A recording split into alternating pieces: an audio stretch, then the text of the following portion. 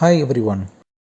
In this video, we will discuss the type of drawings that need to be produced by a steel detailer.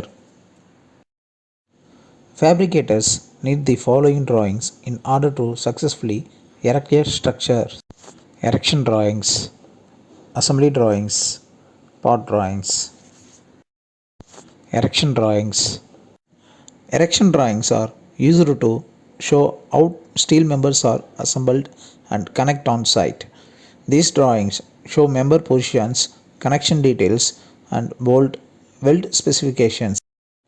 Erection drawings also include special plans such as anchor bolt plan, drilling plan, purlin plans. Anchor bolt plan specifies bolt size, locations, and embedment details for foundation preparations before erections.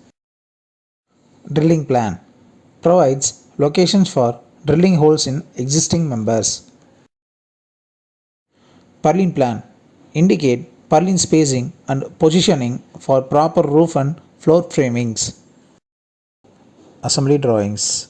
Assembly drawings provide clear instruction on how individual steel parts are joined.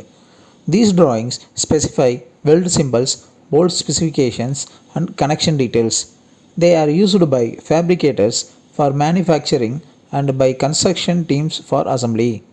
They cover welded, bolted, or rivet connections between beams, columns, plates, and brace, ensuring the proper fit and function of assembled components. Part drawings.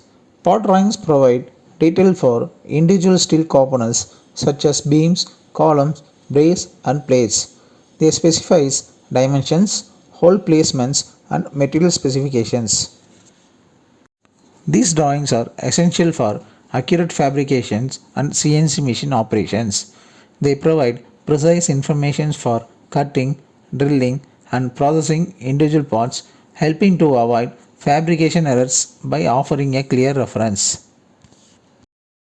Thank you for watching.